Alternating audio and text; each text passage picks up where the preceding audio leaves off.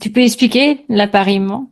Alors, l'appariement, c'est pour savoir si je veux que le donneur me ressemble ou pas. Donc là, elle a commencé à regarder mes caractéristiques physiques, donc la peau marron clair, les cheveux noirs, les yeux noirs. Donc je lui ai dit voilà que moi je souhaitais plutôt donc je ne souhaitais pas être appariée. Déjà de une parce que je sais que les personnes racisées sont mises en attente d'un donneur encore plus longtemps que les personnes caucasiennes. Parce qu'en fait, il y a Euh, moins de donneurs aussi voilà, parce qu'il y racisés, a moins c'est de pour ça. donneurs. Ouais. Et je me suis aussi repérée ben, par rapport à mes relations amoureuses en fait. Voilà, Ok.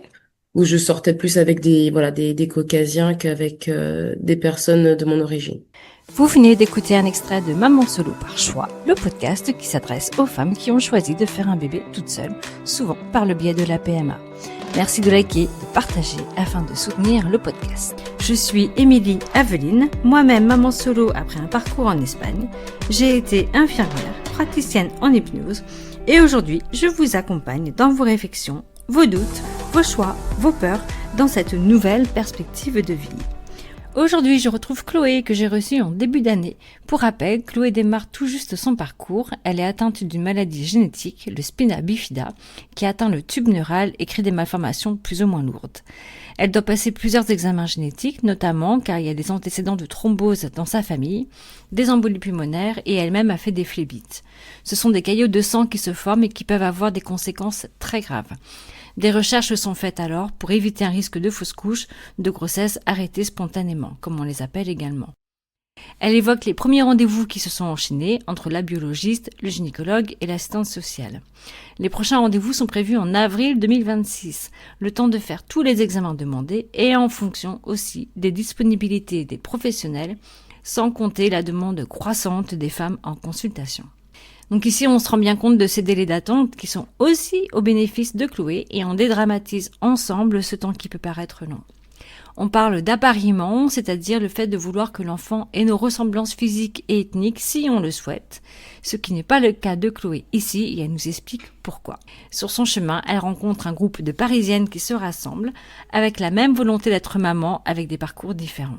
C'est une vraie bouffée d'oxygène pour Chloé qui se sent moins seule et qui réalise alors que tout ce chemin se concrétise en chair et en os. Je vous laisse écouter le premier épisode. Let's go!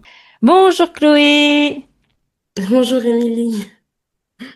merci d'être avec moi à nouveau aujourd'hui. On se retrouve pour la suite, pour savoir où tu en es actuellement dans ta vie, dans ce parcours, dans ce choix de maman solo.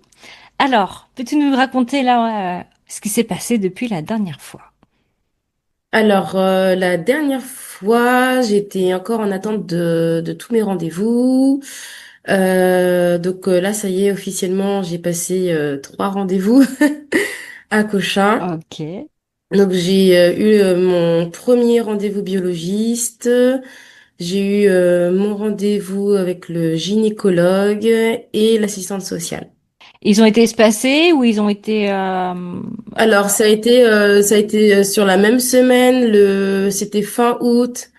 J'ai eu mon premier rendez-vous biologiste le 25, le 26 je voyais le gynécologue et la semaine suivante je rencontrais l'assistante sociale. Donc ça a fait vraiment Ok. bloc Ouais, d'un seul ça s'est coup. enchaîné. D'accord. Ça s'est bien enchaîné et puis ça s'est très bien passé. Alors, peux-tu nous raconter, alors, ce rendez-vous biologiste, il a duré combien de temps? Alors durant le rendez-vous biologiste, il a duré presque 1 heure. Donc donc c'était une femme très sympa, très accueillante. Elle m'a expliqué donc tout le parcours. Alors elle a rapidement vu que j'étais déjà au fait de pas mal de choses puisque elle m'a demandé hein, que si je connaissais un petit peu toute la procédure.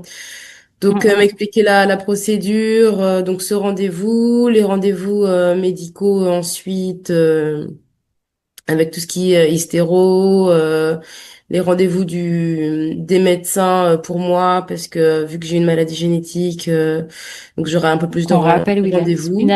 la spina Voilà, bifida. Ouais. j'ai mon Mm. spina bifida, donc du coup, voilà, j'aurai quelques rendez-vous en plus, des examens aussi en plus par rapport aux antécédents familiaux de ma famille, par rapport aux problèmes de circulation.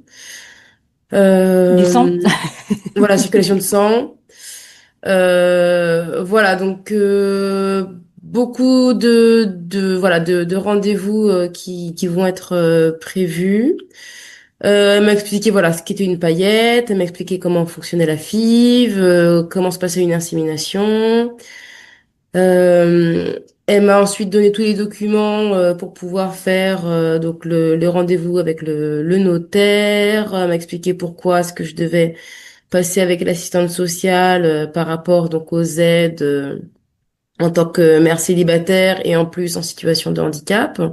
Et ensuite, on a beaucoup parlé donc des antécédents familiaux. Voilà, donc ce que je te disais, hein, la Mm, circulation mm. sanguine, voilà, les, le fait que Parce qu'il y avait des j'ai... risques c'est-à-dire par rapport à la circulation sanguine, c'est-à-dire qu'il y avait des antécédents de fausses couches ou Alors non, alors d'AVC, il y des avait choses comme ça beaucoup dans ta famille, de... non? Il y a des embolies pulmonaires. Des embolies pulmonaires, oui. Ouais, Des puis phlébites, des choses embolies comme ça. pulmonaires. Ok, ouais. Ouais, pour chez ma mère, hein, où elle a fait Mm, trois embolies pulmonaires bilatérales. ok. Euh, Bilatéral, c'est-à-dire des deux côtés. Ouais, voilà, au c'est niveau ça, des des deux poumons. côtés. Les deux poumons qui ont été touchés. Et puis moi, j'ai fait des phlébites aussi quand j'étais un peu plus jeune. Ok. Ouais, voilà. Donc du coup, il y a des recherches en fait, parce que j'ai travaillé aussi en hémostase et à Cochin, donc c'est marrant. Ah, d'accord. Oui, oui, oui, oui. Et donc, c'est plein de tests génétiques qui sont faits pour pouvoir rechercher s'il y a des facteurs qui prédisposent, en fait. Et donc, c'est pour ça que je Mm. parle de fausses couches, parce que ça peut aussi engendrer des fausses couches dans les antécédents ou que toi, tu aurais pu avoir. Donc, c'est dans le but de prévenir lorsqu'on a ces facteurs-là qu'on retrouve dans la génétique. Ok. D'accord. Bon, là, en tout cas, là, j'ai eu mes résultats, mais bon, je sais pas les lire, donc je ne sais pas. Ils ont été envoyés directement à Cochin. Donc, mais je pense que Ouais, et tu vas aller revoir. Ouais. voilà, après, je vais les revoir au mois de mai. Donc, bon, j'ai du temps D'accord. pour Ouais. savoir tout Ok. ça. Elle m'a parlé du donneur, de l'appariement. Elle m'a demandé si je Tu peux souhaitais être... expliquer l'appariement? Alors, l'appariement, c'est pour savoir si je veux que le donneur me ressemble ou pas. Donc là, elle a commencé à regarder mes caractéristiques physiques, donc la peau marron clair, les cheveux noirs, les yeux noirs. Donc je lui ai dit voilà que moi je souhaitais plutôt donc je ne souhaitais pas être appariée. Déjà de une parce que je sais que les personnes racisées sont mises en attente d'un donneur encore plus longtemps que les personnes caucasiennes. Parce qu'en fait, il y a moins Euh, de donneurs aussi voilà, parce qu'il y racisés, a moins c'est de pour ça. donneurs. Hum, ouais. Et je me suis aussi repérée ben, par rapport à mes relations amoureuses, en fait. Voilà, Ok, où je sortais plus avec voilà, des Caucasiens qu'avec des personnes de mon origine. d'accord. Et ça, c'est quelque chose que tu avais réfléchi avant le rendez-vous ou la réflexion est arrivée Non, ça, je l'avais déjà réfléchi. Je l'avais déjà pensé bien avant, où ça, c'était quelque chose qui était assez clair pour moi. Et c'est vrai que au tout début du parcours, quand quand j'étais inscrite nulle part, que je commençais à me renseigner, j'avais cru comprendre que l'appariement était obligatoire. Et en fait, c'est quand j'ai compris que l'appariement n'était plus obligatoire ou n'était pas obligatoire que là, j'ai sauté le pas et je me suis inscrite. Ah oui, c'était vraiment un frein sinon pour toi. Ouais, et pour moi, c'était un frein, c'était pas envisageable. Ok. Waouh. Donc du coup, là, ça a pu ouvrir pour toi quand tu as appris que l'appariement n'était pas obligatoire. C'est ça. Génial. Ah, c'est top. Donc voilà, donc du coup j'ai pu donner les caractéristiques physiques que je souhaite. Elle m'a bien expliqué par contre que en fonction de voilà de mes antécédents médicaux, familiaux, etc., que je vais pas forcément avoir, je sais pas moi, un brin aux yeux verts, Mm. mais que je peux avoir, voilà, ce qui se présente, quoi, en fait, hein, qui me correspond le plus au niveau médical, Ouais. et que ça peut être, Ben oui, voilà, c'est surtout ça. un blond, un brun, un roux, je sais pas, voilà. On s'en fiche, On mais s'en voilà, c'est fiche, de quoi, voilà. réduire le risque. Ouais, C'est réduire ça, le les but, risques médicaux. c'est de réduire le risque de maladies génétiques, de mutations génétiques. Ouais. D'accord. Donc, ce rendez-vous était hyper important et puis a pu poser toutes ces bases-là. Voilà, donc ça m'a posé des grosses bases. Ensuite, bah voilà, tout ça, ça a duré 1 heure et puis du coup, j'ai pu aller prendre les autres rendez-vous, psychologue et le deuxième rendez-vous biologiste, du coup, qui auront lieu en 2026. D'accord. Donc, c'est pas tout de suite. Donc, en fait, là, tu as enchaîné les rendez-vous entre fin août, début septembre et là, tu retournes que en début 2026. Donc, Oui, voilà, ça fait c'est long ça. comme période. Ça fait Non. très long. Donc du coup, c'est vrai qu'il y a, là, il y a 9 mois en fait qui vont. Alors, je sais pas si c'est symbolique ou pas, mais il y a 9 mois pile qui vont Écoute, passer entre mon premier rendez-vous biologiste et le second. eh, Donc bon. ouais, ouais. Mais c'est le temps aussi que toi, tu puisses faire les examens. Il y a Voilà, aussi tout ça c'est ça. derrière. Je dois quand même Ouais. faire les examens, je dois faire l'hystéro, salpingographie. C'est, c'est compliqué d'avoir des rendez-vous, je m'attendais pas à ça. Et pourtant, tu es Euh, sur Paris, hein. et pourtant, je suis sur Paris. Le gynécologue que j'avais rencontré, je devais te parler du gynécologue juste après. Il m'avait conseillé d'aller à, à l'Hôtel Dieu à Paris. Et en fait, Mm. bon, enfin déjà, il consulte que une fois par semaine, en après-midi. Donc en fait, ça réduit encore plus Ah bah les oui. créneaux. Ah. Donc ce qui Mm, fait que du mm. coup, là, je leur ai envoyé un mail sur mon J1 pour ce mois-ci. Et puis ils me disent, non, mais il faut nous envoyer un mail sur le J1. Et dans tous les cas, en octobre, on est plein. Donc j'étais là, bah en fait, Ah, zut. ça Ah là sert à là. quoi? Bah oui. Les cliniques privées, pour le moment, elles me répondent pas. Voilà. Donc, en fait, j'attends, en fait. Là, il y a une seule qui a pris mon contact hier. C'est tout. Là, pour le moment, là, voilà, je n'avance pas du tout. Je me suis dit que Ah mince. vu que les délais et sont assez longs par rapport à mon deuxième rendez-vous biologiste, mais je m'étais fixé d'aller faire un rendez-vous par mois, symboliquement, en me disant, allez, Mhm. j'avance petit à petit, un rendez-vous par mois pour me donner un rythme. Ouais. Et en fait, là, ça y est, je commence à comprendre que les aléas des cycles, les aléas des disponibilités Oui. des centres Des médicaux, praticiens et tout ça. Ah là waouh, là. Et ça va ouais. être sport en effet là de perdre un cycle. Ça y est, j'avais lu déjà perdre un cycle, ce que ça faisait par rapport au témoignage, mais là, c'est la première fois que je le vis et je me dis ah oui, en effet, là juste pour une hystéro, alors qu'en plus je crains l'hystéro. Ouais. Ah Et là là, là. ouais, là c'est très compliqué. Je me dis ah oui, en effet. Quand, alors bon, j'espère que ça se passera pas, hein, mais les inséminations, si quand on va perdre des cycles, enfin les femmes qui perdent des cycles au niveau des inséminations, mais j'imagine même pas en fait l'état dans lequel elles sont parce que c'est horrible en fait de se dire je perds un mois entier quoi. Ouais. Puis c'est vrai que ce temps-là, il est précieux puisque tu sais vraiment ce que tu veux aussi et c'est long d'attendre et il y a cette impatience qui est présente, hein. Ouais. Et oui, et qui est là, pas dépendante de toi. Donc c'est vrai que c'est un peu casse-pied. Dis mince, moi je Oui, suis c'est prête. ça. Ouais. Oui, c'est vraiment c'est les Hum. facteurs extérieurs en fait qui sont compliqués à Oui, gérer hein. c'est ça. C'est pour ça que c'est long aussi en France. Ouais. Et après, pour l'hystérosalpingographie, qui est pas facile à dire, Non. voilà, c'est vrai que c'est un examen qui est souvent redouté. Il faut pas hésiter à aller faire une séance, soit de sophro ou d'hypnose pour pouvoir appréhender les choses et pouvoir mieux les vivre. Oui. Ah, Après, c'est vrai que ouais. j'ai eu la chance de pouvoir échanger avec d'autres d'autres filles qui sont en parcours et c'est vrai qu'elles m'ont beaucoup rassurée. Bon, voilà. Donc pour le Déjà moment, aussi ça de prendre les marche. témoignages, etc. Ouais. Ah oui, non, c'est Ok. vraiment trop important. C'est vraiment très, très important. Ouais. Bon, donc là, c'est le dossier trouver un gynécologue qui puisse faire cet examen. C'est ça. Et donc ça, c'était rendez-vous avec le biologiste. Oui, Donc, qui t'explique, voilà, l'appariement, qui t'explique, voilà, c'est quoi une FIV, c'est quoi une insémination, etc. Comment, l'appariement, si maintenant c'est donneur ouvert oui, aussi. Ok. oui, c'est ça. Voilà, et toutes les démarches qu'il y a à faire, les examens, le notaire, etc. Dac. Ensuite, tu passes voir donc la gynéco, c'est ça? Alors, le gynéco, Le gynéco. c'était un homme, donc le lendemain.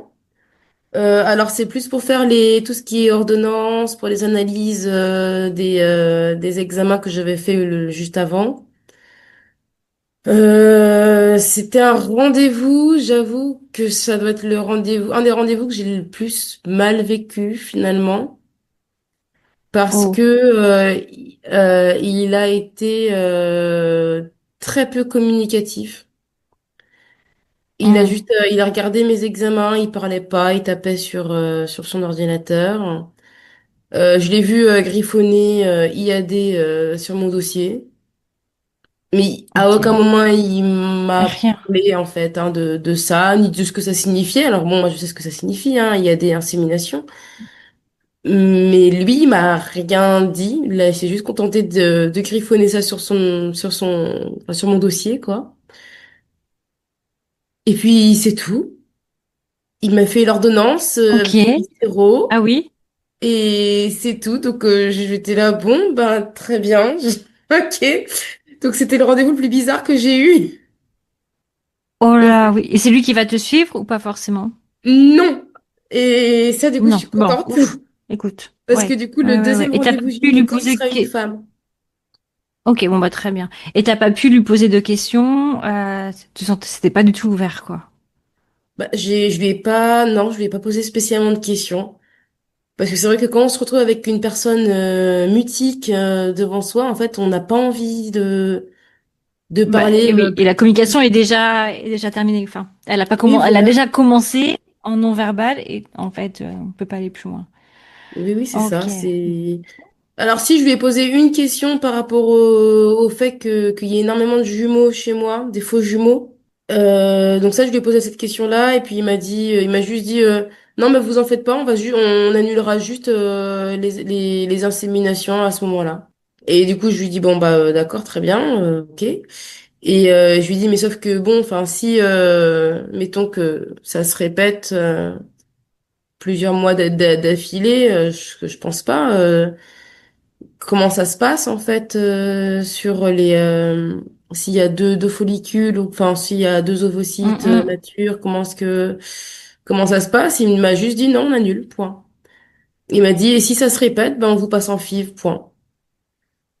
Et très Ok. froid, très Ouais, oui. donc en fait ça donnait pas envie vraiment, Tac. j'étais là mais ah ok bon ben très bien, ok ben merci. Enfin au moins je sais que j'ai aucun Oh, risque hein, de grossesse gémellaire mais la manière a été très froide. ouais. Ouais. Bon, tant mieux, c'est pas lui qui va continuer à te suivre ensuite. Donc, écoute, tant Oui. mieux. Mais c'est vrai que pour un rendez-vous que tu attends depuis longtemps, ça refroidit, ouais.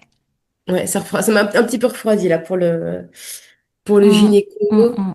Mais bon, voilà, au moins c'est passé et surtout je ne suis plus suivie par lui. Très bien, voilà. D'accord. Et ensuite, on t'a eu rendez-vous avec l'assistante sociale. Et l'assistante sociale aussi. Donc l'assistante sociale, alors c'est elle qui m'a contactée. Donc ça, la biologiste m'avait prévenu hein, que j'allais être contactée par l'assistante sociale de Cochin. Hum, Je lui ai demandé un rendez-vous en visio parce que bah, ça commençait à être... comme c'était très rapproché les rendez-vous, du coup j'ai préféré voilà, arrêter les allers-retours immédiatement. En fait, je me suis dit, je ferai mes ouais. allers-retours quand le moment sera venu. Donc du coup, je lui ai demandé un rendez-vous en visio. Ça s'est plutôt bien passé. Euh, il y a juste au tout début de rendez-vous où je l'ai trouvée très intrusive.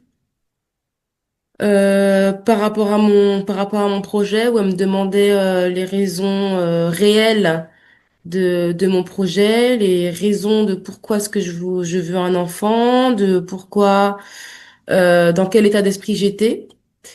Et du coup, j'ai dû lui couper la parole. Et Oh yeah. oui, j'ai dû lui couper la parole. Je lui ai dit, écoutez, je pensais que j'allais avoir un rendez-vous assistante sociale pour avoir des réponses par rapport aux aides et pas un rendez-vous psy. Mm. Et donc, du coup, ça l'a un peu choquée, je pense. Ça m'a peur. Ça l'a un peu refroidi. Et retrouvez la suite de l'épisode de Chloé vendredi prochain. Merci pour votre écoute et merci également de partager, je le redis encore, de liker, de commenter. Et vous pouvez également retrouver donc, toutes les émissions sur les différentes plateformes d'écoute et également sur les réseaux sociaux comme Instagram, Facebook, TikTok, YouTube. Je crois que je n'ai rien oublié.